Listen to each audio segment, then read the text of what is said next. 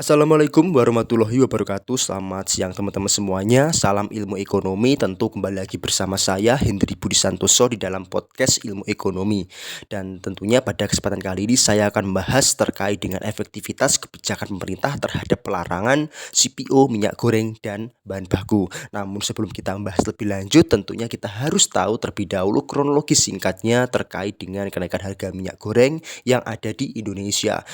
Pada dasarnya kenaikan harga minyak goreng ini bermula sejak November tahun 2021 yang dimana harga minyak goreng kemasan ini sempat naik mencapai 24.000 per liter sehingga memicu berbagai ketegangan, kekhawatiran dan juga ketakutan pasar masyarakat ataupun juga emak-emak khususnya yang memang dia itu sangat butuh sekali minyak goreng karena setiap harinya dia harus memasak makanan untuk kehidupan sehari-harinya dengan minyak goreng ataupun juga bagi para pedagang kaki lima ataupun penjual-penjual yang ada di warung yang menjual berbagai makanan yang pastinya nggak jauh-jauh dengan namanya bahan baku minyak goreng kan seperti itu.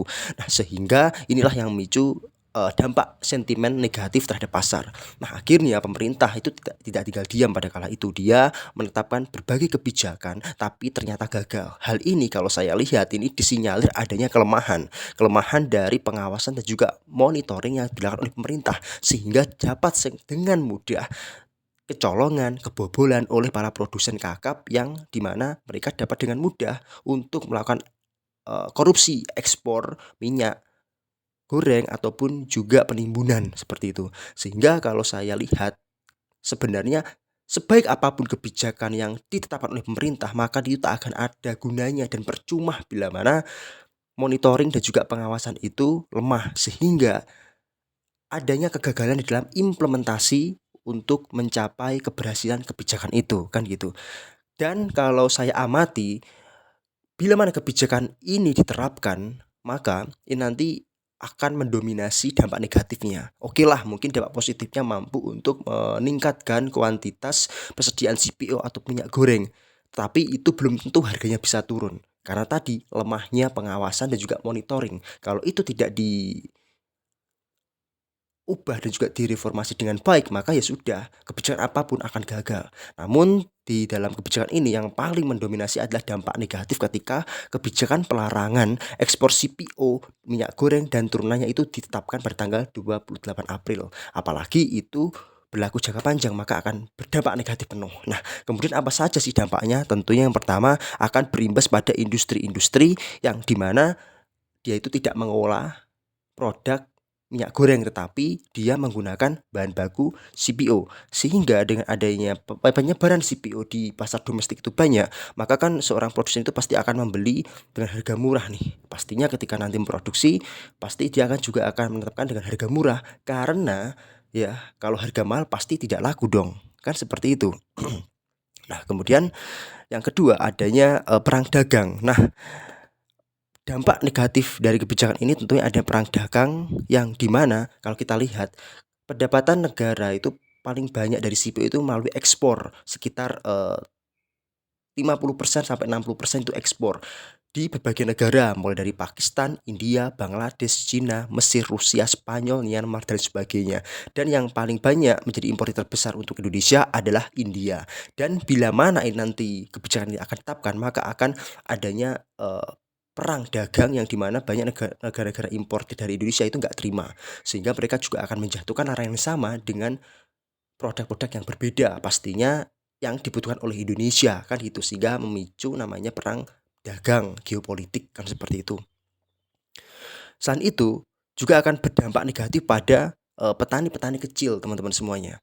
Karena kalau kita lihat jumlah petani kecil yang mengolah sawit itu sekitar 41%, di mana terdiri dari 2,67 juta keluarga yang mengelola lahan tersebut. Sehingga ketika adanya kebijakan ini, maka akan adanya penurunan pendapatan bagi mereka, daya jualnya pun juga turun, ya kan? Karena harganya itu anjlok deflasi, itu yang ditakutkan. Sehingga para petani itu khawatir akan adanya kebijakan itu. Oke.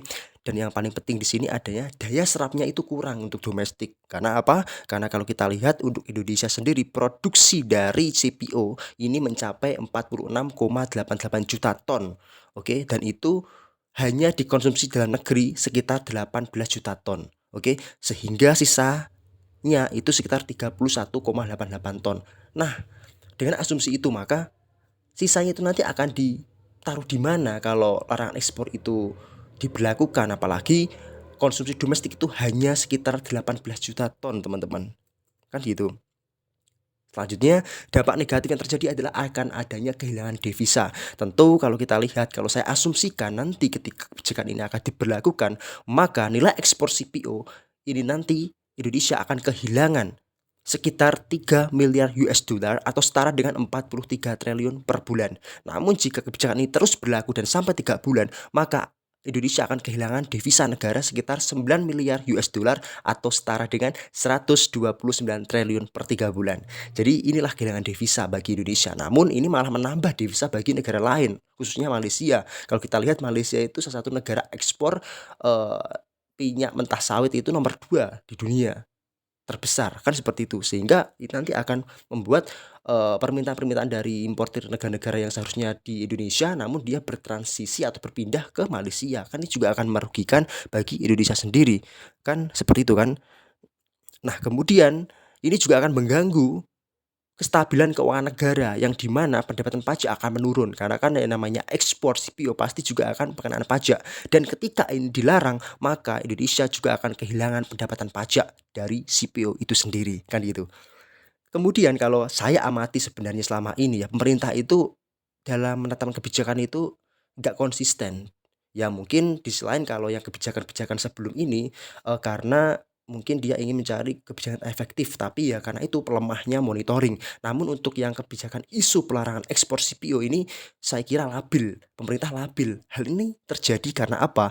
Ya karena awalnya itu kan, pemerintah itu menetapkan pelarangan itu kan khusus untuk yang, palm olein ya kan, kemudian untuk CPO masih bisa diekspor. Namun berselang beberapa jam dia kembali merevisi, akhirnya CPO, palm olein, palm oil ataupun juga cooking oil itu dilarang untuk diekspor. Kan jadi lucu seperti itu, gitu loh. Oleh karenanya saya di sini sebagai pengamat ekonomi juga ingin menawarkan beberapa solusi yang bisa dilakukan oleh pemerintah untuk menstabilkan harga minyak goreng. Oke. Yang pertama adalah pemerintah seharusnya bisa mengurangi penggunaan CPO untuk penggunaan produksi B30 sampai B50. Setidaknya itu dikurangi karena kebanyakan CPO itu larinya ke situ, kan gitu. Dan yang kedua, pemerintah harus memperkuat pengawasan dan juga monitoring terhadap aktivitas distribusi dan juga aktivitas transaksi ekspor ataupun pemenuhan untuk domestik. Sebab nggak ada gunanya teman-teman jika adanya aturan dan ancaman yang tegas, namun jika pengawasan itu masih lemah, kan gitu. Dan yang ketiga adalah pemerintah bisa lagi menetapkan kembali kebijakan DMO 20%. Hal ini kenapa? Saya kira DMO 20% itu sudah cukup untuk bisa meningkatkan persediaan minyak CPO ataupun minyak goreng yang ada di domestik. Ya, dengan catatan bahwa adanya, pengawasan dan juga monitoring yang baik agar distribusi itu benar-benar bisa lancar tanpa adanya penimbunan dari produsen-produsen kakap, kan gitu. Dan yang ketiga, pemerintah juga bisa menetapkan pelarangan ekspor CPO dengan porsi persentase sekitar 20% sampai 30%. Jadi yang 20 sampai 30% itu untuk dalam negeri, kemudian yang sisanya itu untuk ekspor, sehingga pemerintah nggak akan kehilangan secara total terkait dengan devisa negara itu sendiri. Kemudian yang selanjutnya pasti pemerintah juga bisa nih untuk menghentikan operasi penimbunan CPO dan minyak goreng dari produsen besar-besar, yang dimana dia itu harus benar-benar mencari akarnya, siapa sih di balik dalang besar kelangkaan minyak goreng ini, kan gitu. Kemudian cara selanjutnya pemerintah juga bisa untuk memperluas lahan kebun sawit dan juga maksimalkan lahan kebun sawit dengan pembinaan dan pemberdayaan petani. Ini penting karena Indonesia kan lahannya banyak nih, ini bisa dong dimanfaatkan untuk pemberdayaan lahan kebun sawit agar produksi dari petani juga bisa meningkat, kan gitu.